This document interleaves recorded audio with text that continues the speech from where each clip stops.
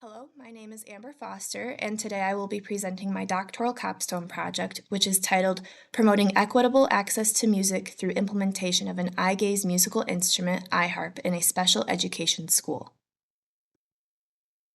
My capstone project was centered around program development as well as education, and I completed the capstone at Woods Edge Learning Center in Portage, Michigan. Woods Edge is a K-12 special education school, and the primary students that I worked with were between the ages of 7 and 20 that are classified as severe multiple impairment or SXI students. My official site mentor was Megan Feeman, who's a music therapist at the school, but I received supplemental mentorship from Sarah Vomastek, who is a speech therapist at Woods Edge. My project was also funded through the Salmons Grant at the Salmon Center, which is at Western Michigan University. So I just wanted to thank the Salmon Center for supporting my project and helping a dream become a reality. So just to give a summary of my project, really, our entire lives are surrounded by music in one way or another. It is considered a universal occupation, but not everybody always has equitable access to music, especially when it comes to wanting to play a musical instrument. But there does exist an adaptive musical instrument called iHarp, which tracks eye movements to generate different instrument sounds. There's probably 30 different instruments that you can play using the iHarp. And so I wanted to use iHarp with the SXI students at Woods Edge to offer them this opportunity to create music, to participate in music. And I also created a guide that basically will ensure that the staff knows how to use iHarp after the project is complete. And I was able to collaborate a lot with OT speech and music therapy, which was a very rewarding experience, and I learned a lot. And the summary of the outcomes was basically that iHarp increased independence for these students, it enhanced their communication and motivation for using communication devices. I received overall very positive feedback from the students and the staff at the school, and I was able to ensure sustainability of the project. The main gap that I found during my literature review of this topic was that individuals with severe impairments are often unable to access the benefits of or create music. This can lead to what in the OT world is called occupational deprivation, which is essentially when individuals want to engage in an activity that is meaningful or necessary for them, but they are unable to due to things that are outside of their control, like a physical impairment. And unfortunately, there are a lot of adaptive musical instrument resources out there, but many caregivers, therapists, educators, they're just not aware of these resources to allow their students and children to participate in creating music. But there was some research that supported iHeart being used with a variety of different individuals, such as those with cerebral palsy, spinal cord injury, even upper limb amputation. Just really shows how it can be used with a lot of different people. But for my project, I primarily used it with severe multiple impairment students. I conducted my needs assessment prior to this project with relevant stakeholders, including the inventor of iHarp, who is named Zacharias. And so I found a lot of really good information before even starting this project.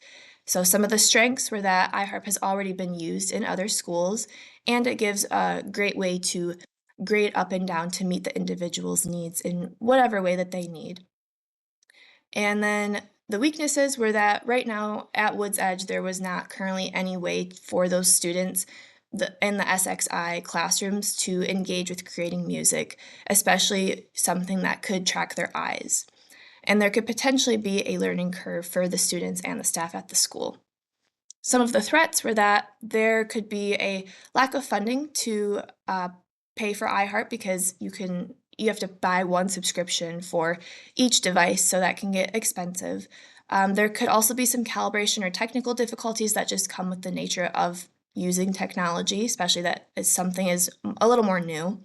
And there could be some positioning difficulties for students that are in their wheelchairs if the eye tracker can pick up their eye movements, or if at baseline they had some sustaining eye movement difficulties.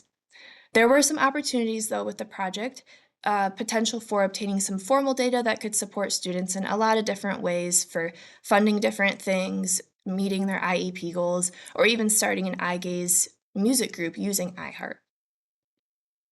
So getting into my objectives, the first one here was that I wanted to get a better understanding of how eye gaze technology and the communication devices are used at my site, especially with the students that I would primarily be working with. So I did this by observing OT, speech, and music therapy sessions and was able to really learn a lot about a more niche area of OT practice. My next objective was this was really the main objective of the project, and I wanted to actually use iHeart with the students at the school. And so I mainly did this through weeks 4 through 13, and I worked with a total of 11 SXI students, but primarily I was working with 5 to 6 multiple times a week during this 14-week process. And you can see more of the results in Appendix C and Appendix E, and it'll kind of show what these outcomes really looked like. I obtained some feedback, I had some videos that I took that really showcased how this was able to work for these students. Next objective here was the guide that I created, the iHarp guide that had different questions that people had asked me, troubleshooting techniques, how to use it as a therapeutic tool, and I gave this to the site once I left. So they would always have kind of a overarching guide of how to use this without needing to do all of the research that I had to do before. So that'll be Appendix A. And then the last objective was I really wanted to advocate and promote the interdisciplinary collaboration that was required of this project with OT, speech, and music therapy. So I worked with both of those disciplines throughout this entire capstone project, the music and the speech therapists. But I also was able to complete my on-site presentation at the end to disseminate this project, where I was able to present to the teachers, parapros, and other therapists at the school to tell them about iHarp, tell them about my project, and really showcase how it can be used in all of these different therapy disciplines. So we'll see more of that in the appendices as well. The implications of this capstone were that the biggest thing was I did essentially meet the biggest need of the site. I was able to offer a way for these students that use eye gaze to participate in music in a way that they had never had access to before. And I was able to ensure the sustainability of the project through the guide that I created. I also took a survey from the staff at Woods Edge to see if they would want to use it in the future, if they would want further training on using iHarp for their students, and almost everybody was wanting to do that. So it really had not only a lasting impact on the staff, but of course on the students. There were huge smiles when we would work with the students. They were more motivated to use their communication devices to tell us what they thought about iHarp. And there was one student that even used iHarp to play a solo for their music therapy class. So we can think about iHarp's role and kind of OT's role in all of this. And it's really just important for OTs to stay curious about the technology that is out there and trying to stay up to date with the latest and the greatest, and having this evidence-based practice that we are constantly promoting to allow our clients the best chance to participate in whatever is important to them. That's really the art of OT, is us having knowledge of these resources, and if it's appropriate, we can implement it, and if not, we can at least tell our patients about it. So to conclude, the students overall had a very positive response to iHarp. There was overall just increased, like I said, motivation, communication, participation in music, and almost everybody wants to use iHarp in the future and receive that training from the survey I collected. The next steps would be to potentially have iHarp students integrate into more traditional music settings, maybe having an iHeart musician play in a music group with traditional musicians. Or you could conduct a research study where you're getting more formal data to measure more functional outcomes related to sustained attention, eye gaze improvement.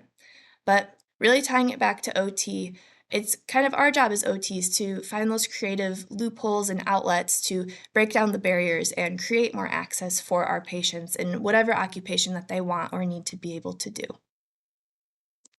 So here are the appendices. There's a lot on this screen, so please feel free to pause, but I just want to highlight the far left table here, which was the subjective feedback that I received from my students that I worked with using iHarp.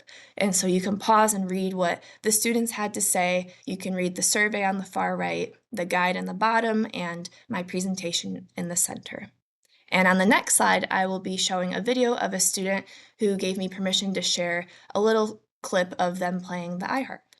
Thank you.